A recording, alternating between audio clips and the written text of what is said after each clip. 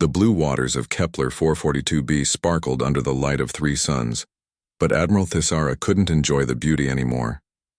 Her gills fluttered with worry as she stared at the tactical display in her command center. 200 red dots filled the screen, each one representing an enemy warship bigger than anything in her fleet. The Vorthak Dominion had finally come for them. "Admiral, the enemy fleet will reach our outer defense line in 6 hours," reported her tactical officer, his voice barely above a whisper. The young Zephyrian's scales had turned pale blue with fear. "Their bioships are massive. Our sensors show dreadnoughts the size of our space stations." Thisara's tentacles curled around her command chair. The Zephyrians had always been proud of their military. Their plasma cannons could melt through most armor, and their energy shields had protected them for centuries. But the Vorthak were different. They grew their ships like living creatures, and those ships could heal themselves in battle. "Send another message to the Galactic Council," she ordered. "Tell them we need help immediately." Her communications officer worked at her station for several minutes before looking up with defeat in her large eyes. "Admiral, the Andorian Republic says they cannot spare any ships.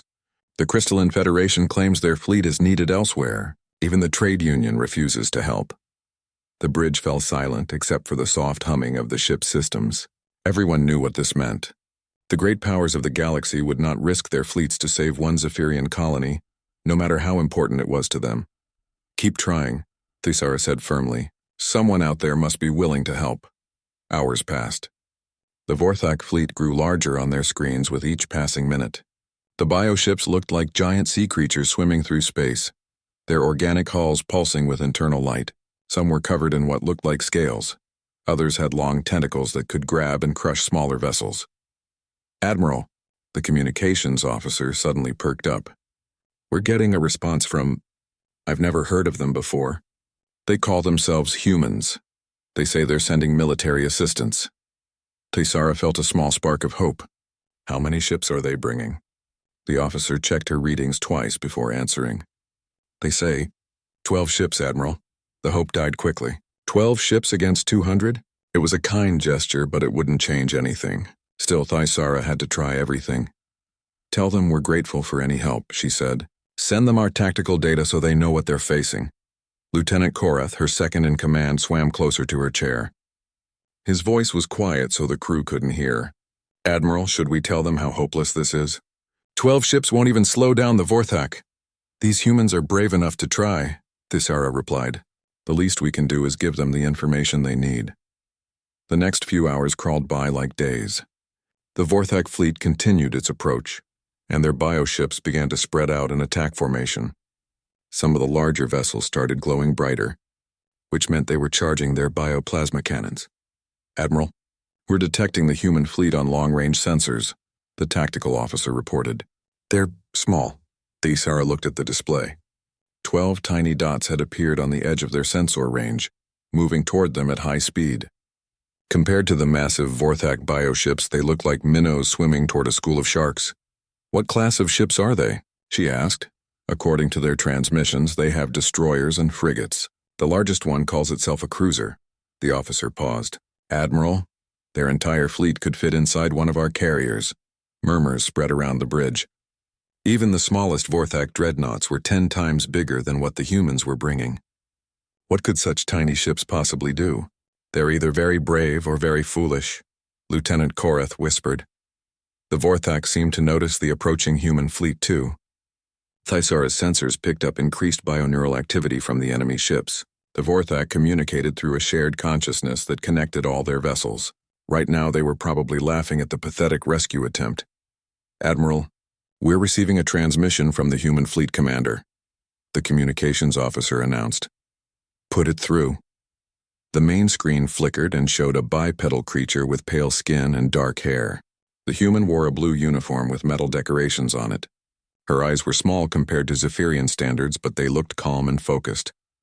"This is Commander Sarah Chen of the United Earthship Indomitable. We're responding to your request for military assistance.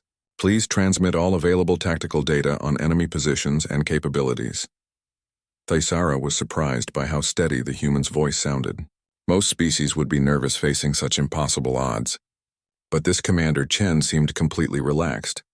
"Commander Chen, I'm Admiral Thisara of the Zephyrian Defense Force. We're grateful for your help. But I must warn you, the enemy has 200 warships. Are you certain your 12 ships can make a difference? The human's mouth curved upward in what Thisara had learned was called a smile. But this smile was different. It was cold and sharp like the edge of a blade. Admiral, humans have a saying. It's not the size of the dog in the fight, it's the size of the fight in the dog. We didn't come all this way to run away. Send us that tactical data. The transmission ended and Thisara stared at the blank screen. There was something about the human commander that made her feel both hopeful and worried at the same time. The way she had spoken suggested she knew something that everyone else didn't. Send them everything we have, Thisara ordered. Ship classifications, weapon types, shield frequencies, everything. As her crew worked to compile the data, Thisara watched the human ships continue their approach. They moved in a tight formation, each vessel exactly the same distance from the others. It was the kind of precision that came from extensive training and experience, but experience with what? The humans were unknown to the galactic community. Where had they come from? What kind of wars had they fought to develop such discipline?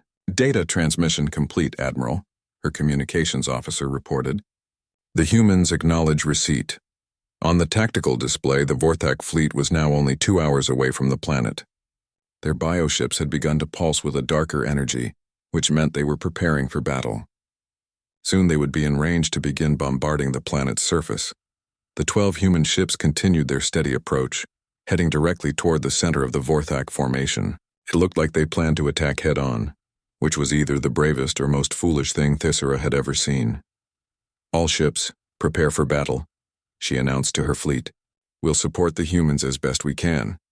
But deep in her heart, she knew 12 small ships couldn't possibly stand against the might of the Vorthak Dominion. The humans were sailing toward their doom, and there was nothing she could do to save them. What she didn't know was that the galaxy was about to learn why humans had never lost a war. Warlord Krexth felt the bio-neural network pulse with amusement as his fleet approached the Zephyrian colony. The shared consciousness of his 200 ships buzzed with excited anticipation. Victory was so close he could taste it through his symbiotic connection to his flagship. His massive dreadnought, the Flesh Render, was a masterpiece of Vorthak bioengineering. 3 kilometers long and grown from living tissue, it could regenerate damage and adapt to enemy weapons. Its bioplasma cannons could melt through any known armor, and its tentacle arrays could crush smaller ships like insects. Warlord, his tactical symbiont whispered directly into his mind. We detect a small fleet approaching, 12 vessels of unknown origin. Krexith's multiple eyes focused on the tactical display that grew from the living wall of his command chamber. 12 tiny dots moved toward his massive fleet with what appeared to be complete confidence. The bio-neural network rippled with what could only be described as laughter. 12 ships. Krexith's voice was a wet gurgle that his crew understood perfectly. Against our glorious armada, are these creatures insane? The fleet's shared consciousness examined the approaching vessels through hundreds of biosensors. The ships were small, angular, and made of dead metal instead of living tissue. They looked primitive compared to the elegant curves of Zephyrian vessels or the organic beauty of Vorthak bioships. Analysis complete, Warlord, the tactical symbiont reported. The vessels appear to be destroyers and frigates. Crude construction, no biotechnology detected. They pose no significant threat. Krexith's mandibles clicked together in satisfaction. Signal the fleet. We will dispose of these insects before we begin the final assault on the planet. It will be good practice for our newer bioships. Throughout the Vorthak fleet, the shared consciousness buzzed with agreement. Many of the bioship captains had been hoping for some target practice before the real battle began. The Zephyrians had strong shields and plasma weapons that could actually hurt them if they weren't careful. But these unknown vessels looked like they had been built in a scrapyard. Warlord, we're intercepting communications from the unknown fleet, his intelligence symbiont announced. They call themselves humans. We've never encountered this species before. Humans, Krexth repeated the word, tasting it. Add them to the list of species we have conquered. After we finish with the Zephyrians, we'll find their homeworld and claim it for the Dominion. The bio-neural network pulsed with approval. The Vorthak had been expanding their territory for centuries, absorbing other species and their worlds into their growing empire. These humans would just be another entry in their conquest records. As the human fleet drew closer, Krexth could see more details through his biosensors. The ships moved in perfect formation, each one maintaining exact distances from the others. Their hulls were scarred and dented, suggesting they had seen combat before. But against what? Asteroids? Their largest vessel appears to be what they call a cruiser, the tactical symbiont continued. It's smaller than our escort frigates. Warlord, perhaps we should capture some of them alive for study. It might be amusing to learn what drives such a weak species to attempt something so futile. Krexith considered this. The Vorthak had learned much from studying the species they conquered. Each one taught them new ways to fight, new technologies to absorb, new weaknesses to exploit. But these humans seemed so primitive that there might not be anything worth learning. We'll see if any survive the first exchange, he decided. Begin charging bioplasma batteries.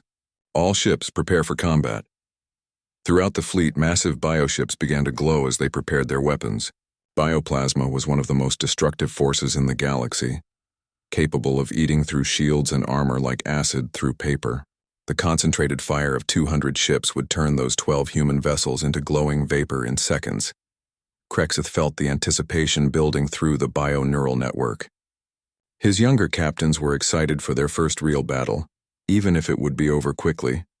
The veteran commanders were simply eager to get this minor distraction out of the way, so they could focus on the Zephyrians. Warlord, the humans are transmitting on all frequencies, his communications symbiont reported. They're asking the Zephyrians for tactical data about our fleet. Let them have it, Krexth gurgled with amusement.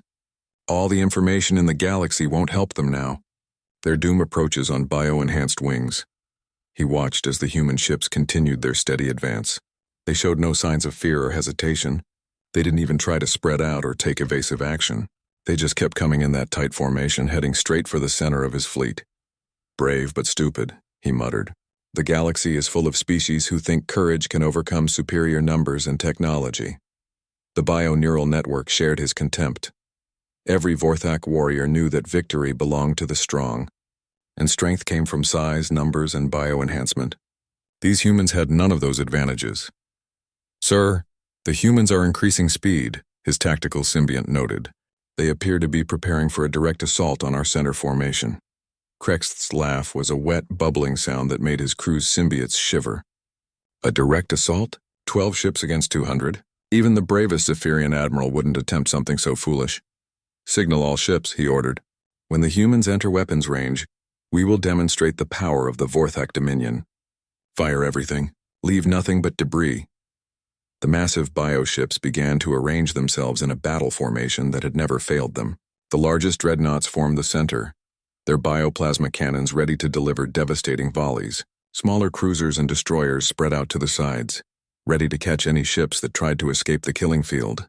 But the humans weren't trying to escape. They kept coming, their small metal ships looking like toys compared to the living mountains of flesh and chitin that waited for them. Warlord, we're detecting some unusual energy signatures from the human vessels, the intelligent symbiont reported with a slight note of confusion. Their power systems appear to be different from anything in our databases. Different how? Krexth asked, though he wasn't really concerned. Different didn't mean better. We're not sure, sir. The energy patterns don't match any known technology, but the power outputs are surprisingly high for such small vessels. Krexith dismissed this with a wave of his clawed hand. High power output meant nothing if you didn't have enough ships to use it effectively. 12 ships were still just 12 ships, no matter how much power they generated. Prepare to fire, he commanded. Show these humans what happens to insects who dare to challenge the Dominion. Through the bio-neural network, he felt his entire fleet responding to his will. 200 bioships, each one a weapon of living destruction, prepared to unleash hell on the approaching human vessels. What Krexth didn't know was that the humans had been studying the tactical data the Zephyrians had sent them. They knew exactly what kind of weapons they were facing, what kind of tactics the Vorthak preferred, and what weaknesses their bioships might have. More importantly, they knew something that the galaxy had never learned. Sometimes the most dangerous enemy is the one everyone underestimates. The human commander, Sarah Chen, sat in her command chair and watched the massive Vorthak fleet preparing to destroy her small force. Her crew worked calmly at their stations, their hands steady and their voices quiet. They had trained for this moment their entire careers. All ships, this is indomitable, she said into her communications array. Remember, we're not here to win a fair fight. We're here to win. Period. Across 12 human warships, weapon systems came online that the galaxy had never seen before. The battle was about to begin, and the Vorthak were about to learn why humans had never lost a war. Commander Sarah Chen watched the massive Vorthak fleet spread out before her like a wall of living death. 200 bioships, each one larger than her entire squadron, prepared to unleash enough firepower to glass a planet. She had seen the tactical data from the Zephyrians. She knew what those bioplasma cannons could do. All ships weapons free, she announced calmly. Execute Pattern Delta. On the bridge of the UES Indomitable, her crew worked with quiet efficiency. These weren't fresh recruits or weekend warriors. These were veterans of the Centauri Wars, survivors of the Battle of Europa Station, warriors who had learned their trade in the hardest school possible, human versus human combat. Admiral Thisara, you might want to pull your ships back, Chen transmitted to the Zephyrian fleet. Things are about to get messy. She could almost feel the confusion in the alien admiral's response. Pull back? The humans were outnumbered 17-1. Shouldn't they be the ones retreating? Ma'am, Vorthak fleet is charging weapons, reported Lieutenant Torres from the tactical station. Bioplasma signatures are off the charts. Let them charge, Chen replied. All ships prepare for impact. Remember your training. The first salvo from the Vorthak fleet lit up space like a new star being born. Hundreds of bioplasma bolts, each one capable of melting through a battleship's armor, streaked toward the 12 human vessels. The concentrated firepower was enough to destroy a small moon. What happened next would be talked about in military academies across the galaxy for centuries to come. The human ships didn't dodge. They didn't retreat. Instead, they accelerated directly into the plasma storm, their point defense systems creating a wall of intercepting fire that turned space into a light show. Advanced targeting computers, developed through decades of human warfare, calculated trajectories and vulnerabilities faster than any biological brain could process. Most of the bioplasma bolts were destroyed before they could hit. The few that got through struck reinforced armor designed to withstand nuclear explosions. The human ships shook under the impacts, their hulls glowing red-hot, but they kept coming. Impossible, whispered Warlord Krexth, his multiple eyes wide with shock. No ships that small should be able to survive that barrage. But the humans had barely begun to show what they could do. All ships return fire, Chen ordered. Show them what human engineering looks like. The 12 human vessels unleashed hell. Railgun rounds, accelerated to a significant fraction of the speed of light, punched through bioship hulls like needles through paper. Each projectile carried more kinetic energy than most species' primary weapons, and the humans fired them in carefully coordinated volleys that targeted structural weak points identified by their tactical computers.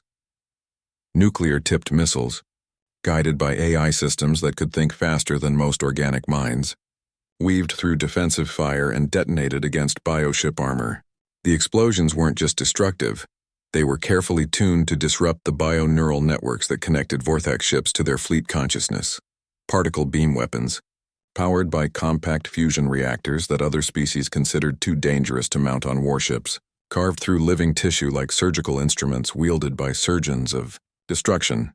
But it was the tactics that truly terrified the watching aliens, while galactic warfare had evolved into long-range exchanges. Between heavily shielded vessels, humans fought like they were still using wooden ships and cannons. They closed to point-blank range, where their superior maneuverability and training could make the difference. The destroyer UES Cerberus, its hull breached and atmosphere venting, didn't retreat to make repairs. Instead, it accelerated toward a Vorthak heavy cruiser, its captain's voice calm over the comm. Cerberus to fleet. Going for ramming speed. Tell my wife I love her. Admiral Thisara watched in horror and amazement as the small human ship slammed into the biocruiser at maximum velocity. The explosion tore both vessels apart. But the Cerberus had overloaded its reactor core before impact. The resulting detonation chain reacted through 3 nearby Vorthak ships, turning them into expanding clouds of organic debris. By the depths, she whispered. They're using their own ships as weapons. This was beyond anything in galactic military doctrine. Ships were valuable. Crews were trained over decades, and no sane commander would sacrifice either in such a manner. But the humans seemed to view everything, including their own lives, as acceptable losses if it meant completing their mission. All ships, implement electronic warfare protocols, Chen ordered as her flagship shuddered under another bioplasma hit. Activate viral packages. Throughout the human fleet, quantum computers began broadcasting signals designed specifically to disrupt bioneural networks. These weren't random jamming attempts. They were carefully crafted programs developed from studying the tactical data the Zephyrians had provided. Across the Vorthak fleet, bioships began to convulse as their living computer systems were infected with digital viruses that their organic brains couldn't process. Ships lost connection to the fleet consciousness, their crews suddenly alone in their own minds for the first time in their lives. "What are they doing to us?" Krex demanded. But his bioneural implants were sparking and his connection to the fleet was fragmenting. Half his ships had gone silent, their crews struggling with systems that no longer responded to bioneural commands. The human ships pressed their advantage. They moved like a pack of wolves, coordinating their attacks with precision that spoke of extensive training and combat experience. When one ship was damaged, the others immediately adjusted their formation to cover it. When an enemy ship showed weakness, 3 human vessels would converge on it like sharks sensing blood. "Enemy heavy cruiser, designation Tango 7, showing hull breaches," reported Lieutenant Torres. "Recommending focused fire?" "Negative," Chen replied. "Let it drift. Focus on the command ships. We're not here to kill ships, we're here to break their ability to fight as a fleet." This was pure human doctrine. Identify the enemy's center of gravity and destroy it. The humans weren't trying to win a war of attrition against superior numbers. They were trying to decapitate the enemy command structure and leave the remaining ships leaderless and confused. The frigate UES Wolverine, its armor scorched and one engine dead, suddenly erupted with a new kind of weapon. Gravity bombs, theoretical devices that most species considered too dangerous to build, warped space-time around Vorthak formations. Bioships found themselves pulled toward each other by artificial gravity wells, their organic hulls crushing together under forces they couldn't resist. "How many weapons do they have?" demanded a Vorthak sub-commander over the fragmenting bioneural network. The answer was becoming terrifyingly clear. The humans had brought every weapon they could think of, and some that other species had never imagined. Drone swarms launched from human ships like clouds of metallic locusts. Each drone was controlled by AI systems that learned and adapted in real time, becoming more effective with each passing second. They swarmed over bioship hulls, their cutting tools designed to sever bioneural connections and leave enemy ships deaf and blind. "Ma'am, we're taking heavy damage," reported Chief Engineer Martinez over the intercom. "Hull breaches on decks 7 through 12. We've lost primary power to the forward weapons array. Can you give me 10 more minutes?" Chen asked. "I can give you 15 if you don't mind the ship falling apart around us." "Do it." This was the human way of war. Push everything to the breaking point and then push a little harder. Other species built ships to last and crews to survive. Humans built ships to fight and crews to win, regardless of the cost. The remaining 9 human ships continued their assault, their hulls glowing with heat from repeated impacts but their weapons never stopping. They had torn through nearly 50 Vorthak vessels, leaving the mighty biofleet in chaos and confusion. But they weren't done yet. The humans had saved their most terrifying weapon for last, their complete willingness to die if it meant victory for their cause. The galaxy was about to learn that humans didn't just fight wars, they won them. The bioneural network of the Vorthak fleet was screaming. Warlord Krexith clutched his command throne as waves of pain and confusion flooded through the shared consciousness that connected his ships. Half his fleet was dead or dying, their bioneural systems corrupted by human viral attacks. The other half was fighting desperately against an enemy that seemed to break every rule of civilized warfare. "Report," he gurgled, his own implants sparking as they tried to process the chaos around him.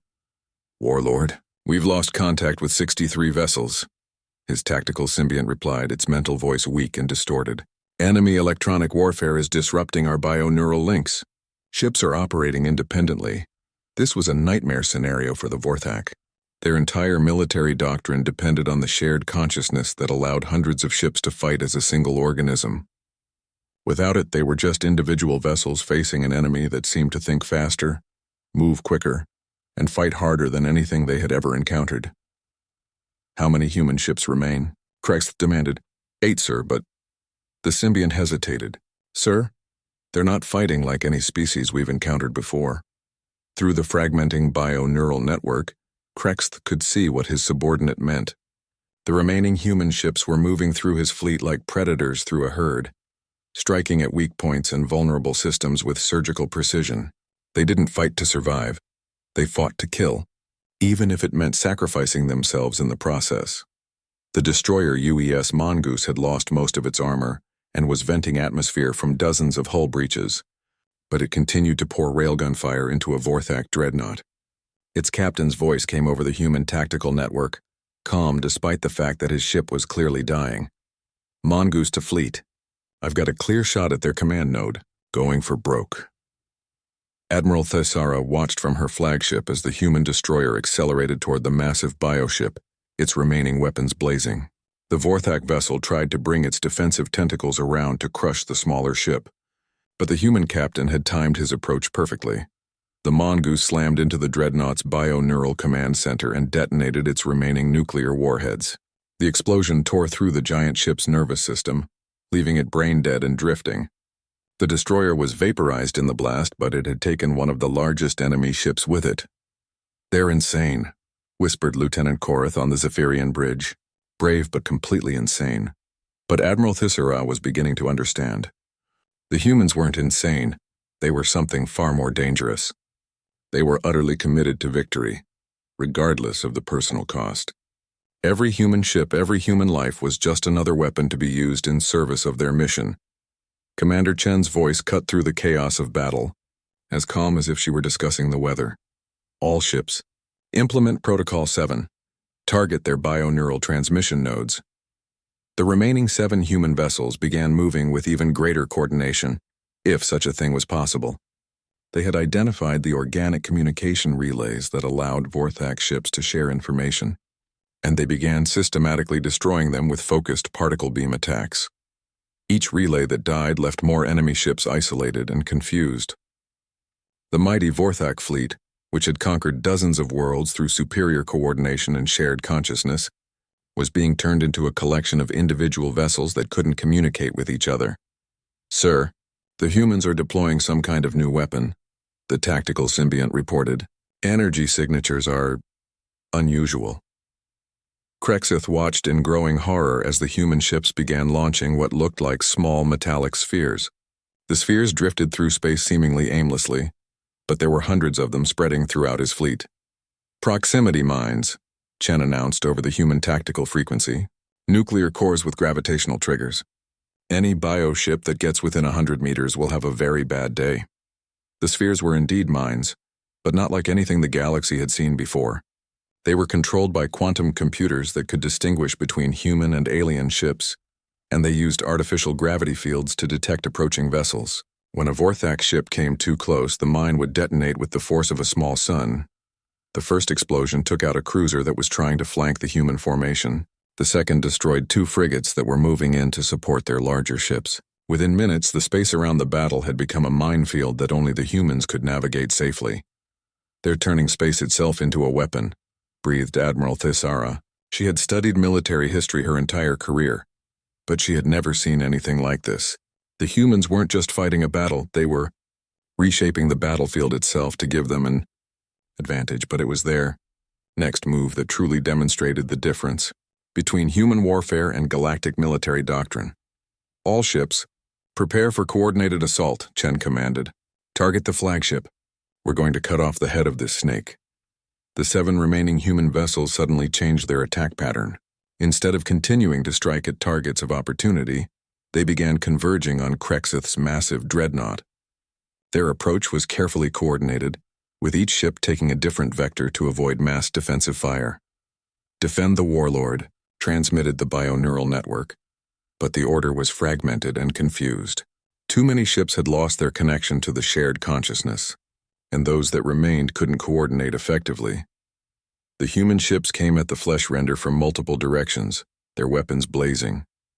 Railgun rounds punched through its bioarmor, particle beams carved deep channels in its living hull, and nuclear missiles detonated against its tentacle arrays. But the massive dreadnought was far from helpless. Its bioplasma cannons swiveled to track the attacking ships, and its defensive systems began to respond. The frigate UES Hornet took a direct hit and exploded in a ball of superheated plasma. The cruiser UES Indomitable, Chen's flagship, was caught by a tentacle and began to be crushed like an insect. "This is Indomitable," Chen announced, her voice still steady despite the fact that her ship was being torn apart around her. "All remaining ships continue the attack. Do not stop for us." Admiral Thyssera felt her gills flutter with emotion as she watched the human commander calmly order her own ship's destruction. The Indomitable's hull was buckling under the pressure of the biotentacle, but its weapons kept firing until the very last second. The explosion when the cruiser's reactor overloaded was spectacular.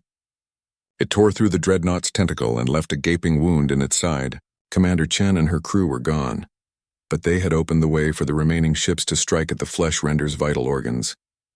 "For the commander," shouted the captain of the destroyer UES Reaper as his ship dove into the wound Chen had created. His weapons were set to maximum overload, and he fired everything he had into the dreadnought's bio-neural center.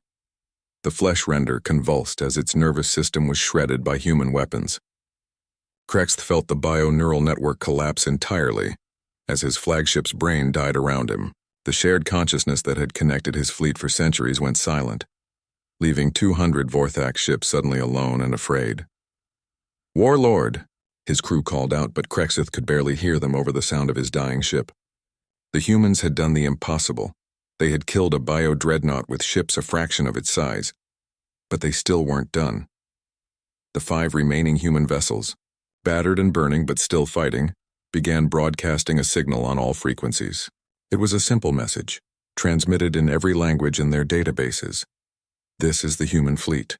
Any Vorthak vessel that wishes to surrender should power down weapons and prepare to be boarded. Any vessel that continues to fight will be destroyed. You have 5 minutes to decide." Admiral Thyssera stared at her tactical display in amazement. 5 human ships, facing more than 100 surviving enemy vessels, were demanding surrender. It should have been laughable.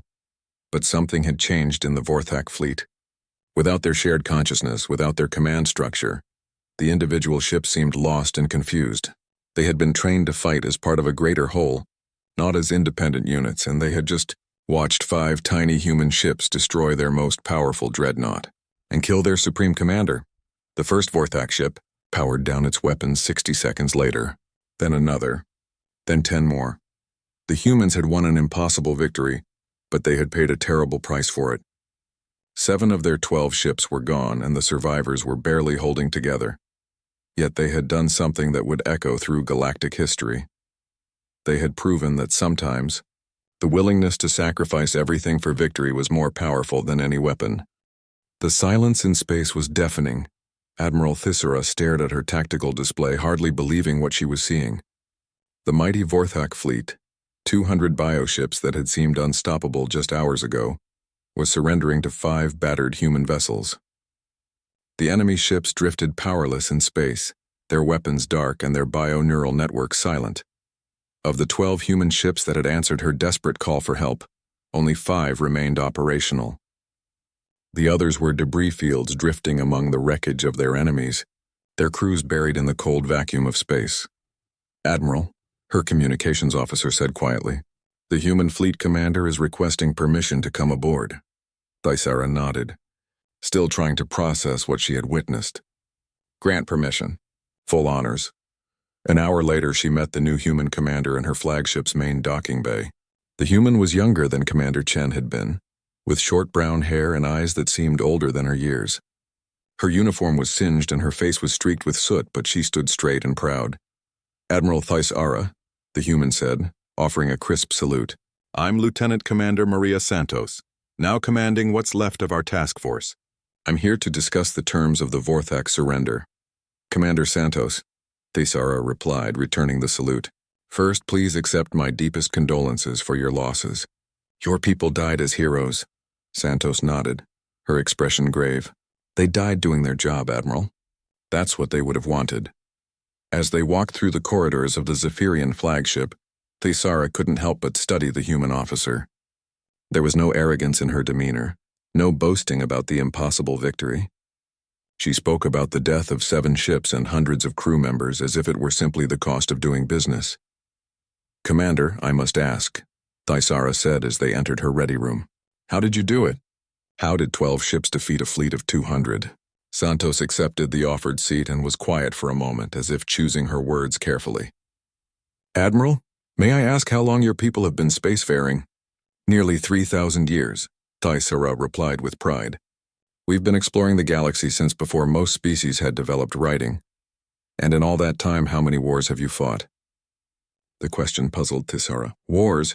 We've had border conflicts, territorial disputes, trade disagreements. Nothing that couldn't be resolved through negotiation or limited military action. Why do you ask? Santos leaned back in her chair, and for the first time, Thaisara saw something like sadness in the human's eyes. Admiral, humans have been in space for less than 200 years, but we've been at war for our entire recorded history. We've fought each other. We've fought alien invaders. We've fought anyone and everyone who threatened our survival. She paused, looking out at the stars through the ready room's viewport. Every weapon system you saw today was developed fighting other humans. The tactics, the coordination, the willingness to sacrifice everything for victory. We learned all of that the hard way, through centuries of warfare. Thaisara felt a chill run through her gills. You mean your own species? Humans are very good at killing things, Admiral. Especially other humans. We've had thousands of years to perfect the art of warfare while most galactic species were learning the art of peace. Santos turned back to face her. The 12 ships you saw today weren't our main fleet. They were just a rapid response unit. The Zephyrian Admiral's tentacles curled in shock. Not your main fleet? Then how many ships do you have? Our total military force is classified, but I can tell you that if the Vorthak had threatened our homeworld, we could have sent 1,000 ships without weakening our home defense. Santos's voice was matter-of-fact, as if she were discussing the weather, maybe more. The implications hit Thaisara like a physical blow. A species that could casually dispatch 12 ships to help strangers, and those 12 ships could defeat a force of 200. A species that had learned warfare through constant practice against enemies just as advanced and just as ruthless as themselves. Why? She asked. Why did you help us? We're strangers to you. You had nothing to gain. Santos smiled, and for the first time it reached her eyes. Admiral, humans have a saying. The only thing necessary for the triumph of evil is for good people to do nothing. We couldn't do nothing. A soft chime indicated an incoming transmission. Santos activated her personal communicator and listened for a moment before turning back to Thaisara. Admiral, I've just received word from my superiors. The human government would like to establish formal diplomatic relations with the Zephyrian Republic. We're prepared to offer a mutual defense treaty. Thaisara's mind raced. A defense treaty with a species that had just demonstrated the ability to destroy forces 20 times their size. It would make the Zephyrian Republic one of the most secure nations in the galaxy. Commander, I'm not authorized to negotiate such treaties, but I can tell you that my government would be very interested in such an arrangement. Santos nodded. We'll have a diplomatic mission here within the week. But Admiral, there's something else you should know. What's that? Word of this battle is going to spread. Every species in the galaxy is going to learn that humans are willing to fight and die for their allies. Some will see that as an opportunity, potential allies who could call on us for help. Others will see it as a threat that needs to be eliminated. The human commander stood and walked to the viewport, looking out at the debris field that marked the site of the battle. Humans have never started a war, Admiral, but we've never lost one either. The galaxy is about to learn what that means. Over the following days, as rescue operations continued and the surrendered Vorthak ships were processed, Admiral Thaisara found herself spending more time with the human officers. She learned about their history, their culture, their approach to warfare and diplomacy. What she discovered both amazed and terrified her. Humans, it seemed, had developed their military doctrines through constant warfare.